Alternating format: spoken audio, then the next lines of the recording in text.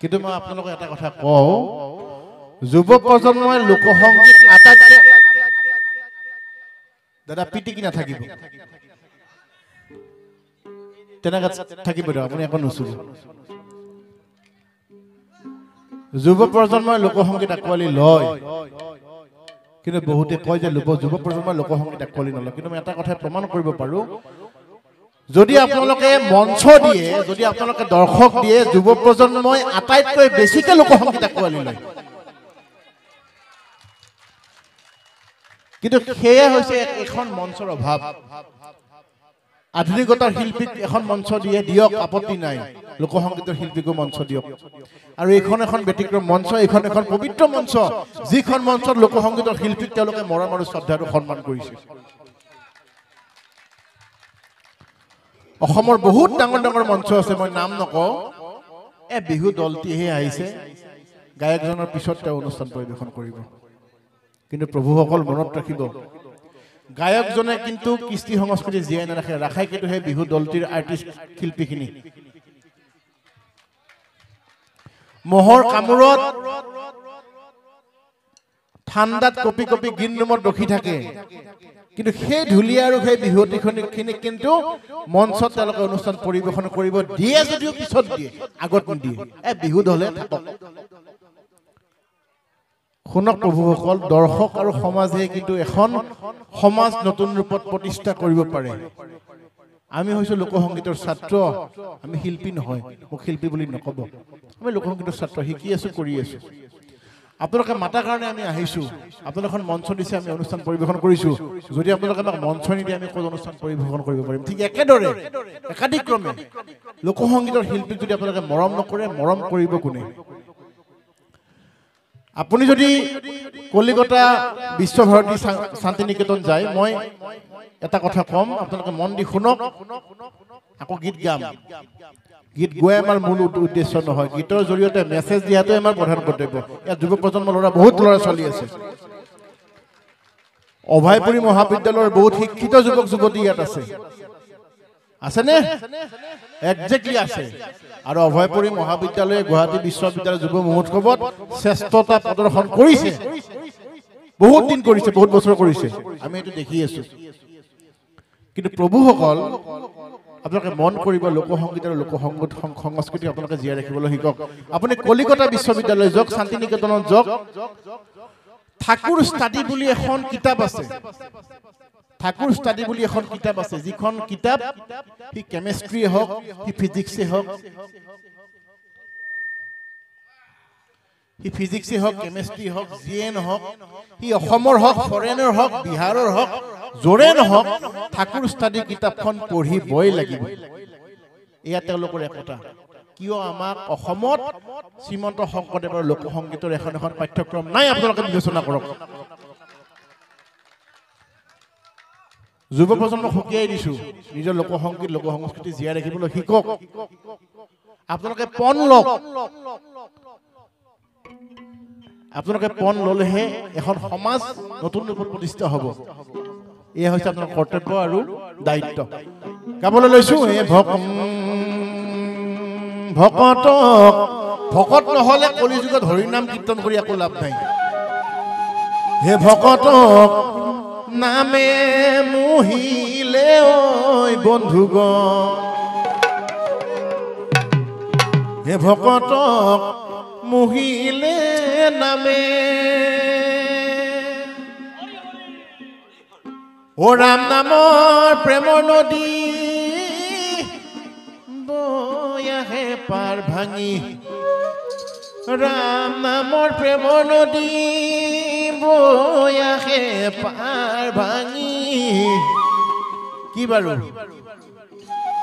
ভকত সবে লয় হালি জালি,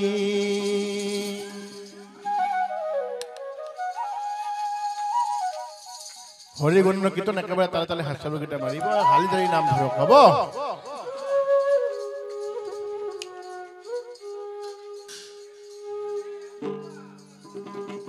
হে ৰাম ৰাম ভকতক নামে মোহিলে ঐ বন্ধুগণ, ভকতক মুখিলে নামে ৰাম নামৰ প্ৰেমৰ নদী বৈ আহে পাৰ ভাঙি ৰাম নামৰ প্ৰেমৰ নদী বৈ আহে পাৰ ভাঙি ভকত বেলৈ হালি জালি ভকত বেলৈ হালি জালি ভকত নামে মোহিলে ঐ বন্ধুগণ ভকত মোহিলে নামে ৰাম নামৰ প্ৰেমৰ নদী বৈ আহে পাৰ ভাঙি ৰাম নামৰ প্ৰেমৰ নদী বৈ আহে পাৰ ভাঙি ভকত হবে লৈ হালি জালি ভকত হবে লৈ হালি জালি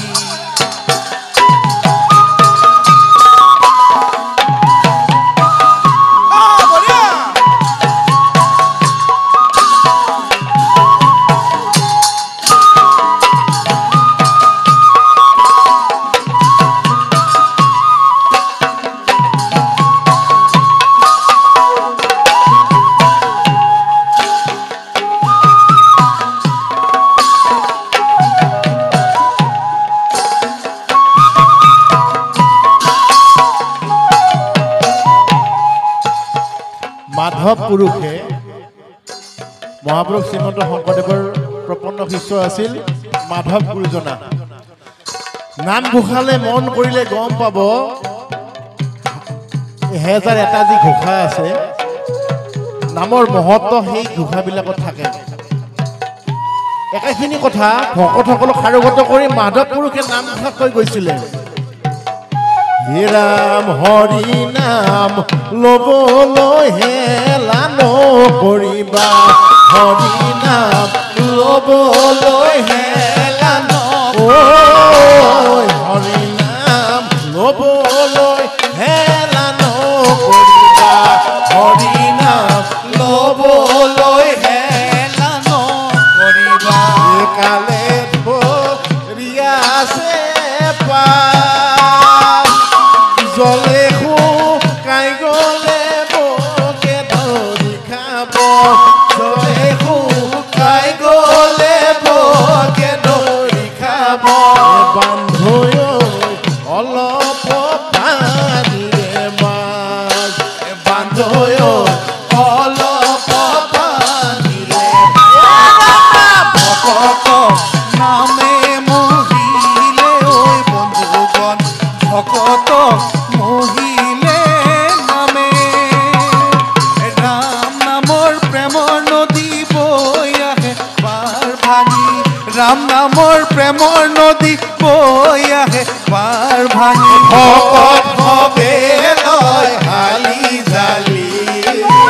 ভকত হবে লৈ হালি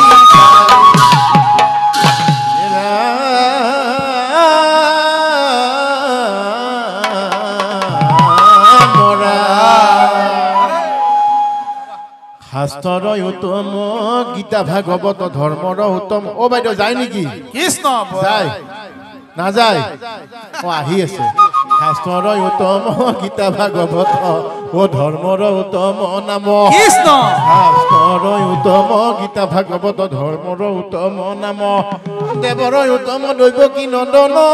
চৰণে কৰো নাম হৰিয়ে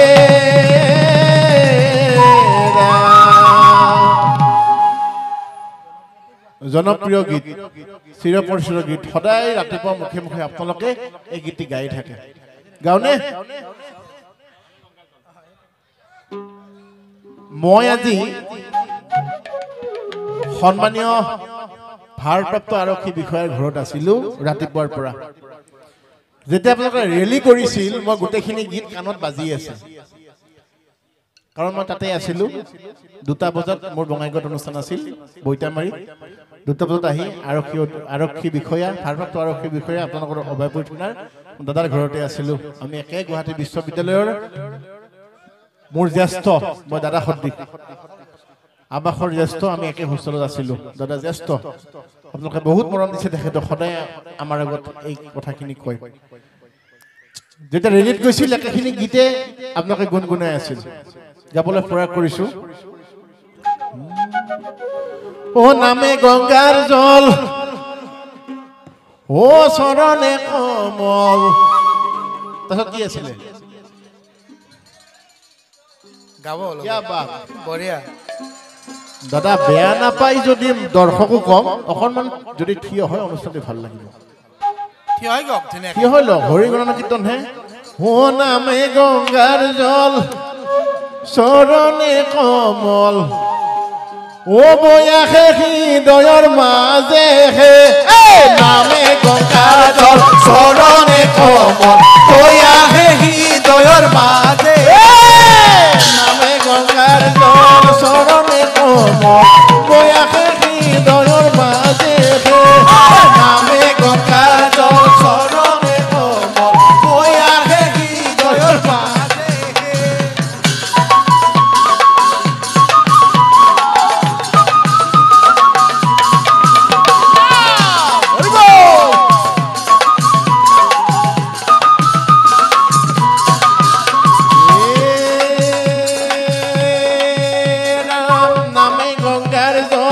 চৰণে কমল বয়াহে হৃদয়ৰ মাজে নামে গংগাৰ জল চৰণে কমল বয়াহে হৃদয়ৰ মাজে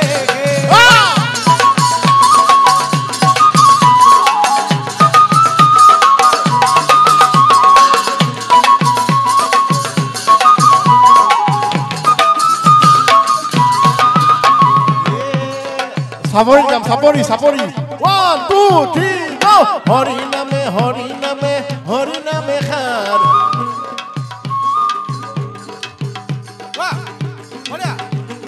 হৰি নামে হৰি নামে হৰি নামে খাৰ ও হৰি নামে কৰি আছে জগতৰ নামে গংগাৰ জল চৰণে কমল বয়াহে হৃদয়ৰ মাজে হৰি নামে হৰি নামে হৰি নামে খাৰ ও হৰি নামে কৰি আছে জগতৰ উদ্ধাৰ নামে গংগাৰ জল চৰণে কমল বয়াহে হৃদয়ৰ মাজে হৰিব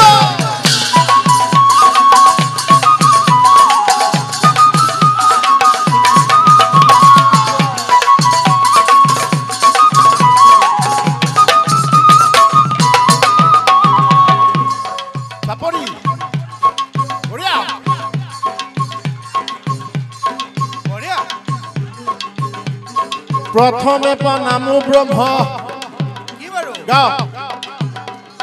প্ৰথমে প্ৰণামো ব্ৰহ্ম ও ৰূপী সনাতন প্ৰথমে প্ৰণামো ব্ৰহ্ম ৰূপী সনাতন প্ৰথমে প্ৰণামো ব্ৰহ্ম ৰূপী সনাতন ও সৰ্বয়ৱতাৰৰ কাৰণ নাৰায়ণ নামে গংগাৰ জল চৰণে কমল বয়াহে হৃদয়ৰ মাজে প্ৰথমে প্ৰণামো ব্ৰহ্ম ৰূপী সনাতন কৃষ্ণ বাইদেউ গাবনে গাব গাব প্ৰথমে চাপৰি চাপৰি বঢ়িয়া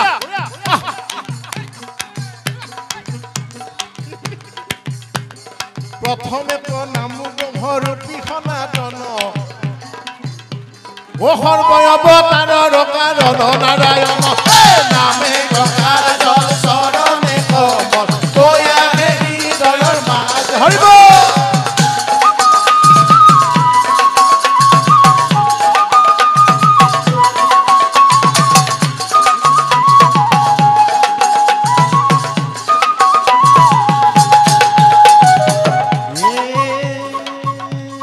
চাপৰি বঢ়িয়া তজু নাভি কমলত ব্ৰহ্মা ভৈলা জাত তজু নাভি কমলত ব্ৰহ্মা ভৈলা জাত তজু নাভি কমলত ব্ৰহ্মা ভৈলা জাত তজু নাভি কমলত ব্ৰহ্মা ভৈলা জাত ও যুগে যুগে অৱতাৰ ধৰাই অসংখ্যাত নামে গংগাৰ জল চৰণে কমল হৈ আহে হৃদয়ৰ মাজে নামে গংগাৰ জল চৰণে কমল হৈ আহে হৃদয়ৰ মাজে হৰিব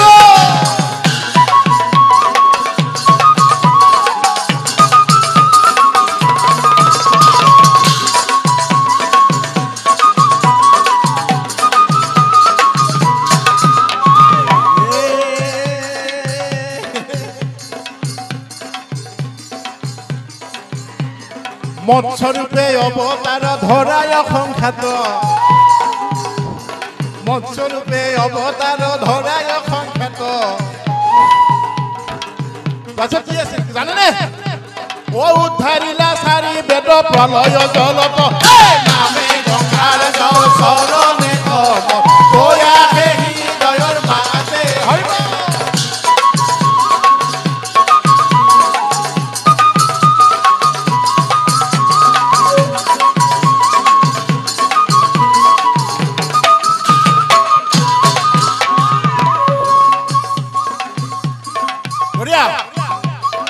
গাও না গাও শেষ করুন নাকি গাও গাই থাকিম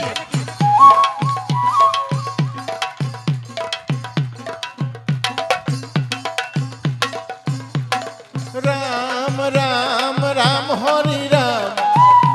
ও রাম রাম রাম হরি রাম রাম রাম রাম হরি রাম ওলুয়া ভকত সকল হৰি গুণ নাম নামে গংগাৰ জল চৰণে কমল হৈ আহে হৃদয়ৰ মাজে নামে গংগাৰ জল চৰণে কমল হৈ আহে হৃদয়ৰ মাজে চাপৰি বঢ়িয়া ৰাম ৰাম ৰাম হৰি ৰাম ৰাম ৰাম ৰাম হৰি ৰাম তাৰপিছত কি আছিল হা ৰাম ৰাম ৰাম হৰি ৰাম চাপৰিত যাম ৰাম ৰাম আৰু এবাৰ জোৰে ৰাম আকৌ জোৰে ৰাম আৰু এবাৰ ৰাম আৰু এবাৰ ৰাম বঢ়িয়া ও ৰাম ৰাম ৰাম হৰি ৰাম ওলোৱা ভকত সকল হৰি গুণ নাম নামে গংগাৰ জল চৰণে কমল হৈ আহে হৃদয়ৰ মাজে চৰণে কমল হৈ আহে হৃদয়ৰ মাজে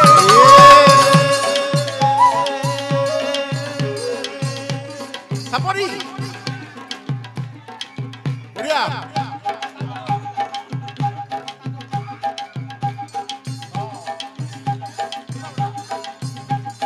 ৰাম ৰাম বঢ়িয়া আৰু বাৰ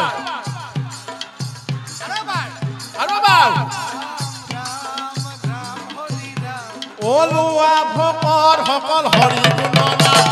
নামে গংগাৰ জল চৰণে কমল হৈ আহে হৃদয়ৰ মাজে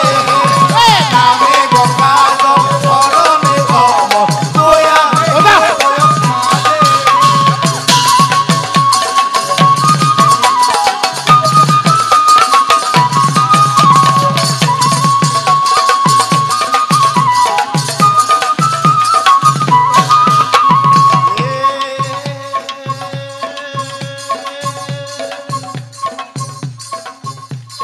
প্ৰথমে প্ৰণাম ব্ৰহ্মৰূপী সনাতন প্ৰথমে প্ৰণাম ব্ৰহ্ম ৰূপী সনাতন হ'ব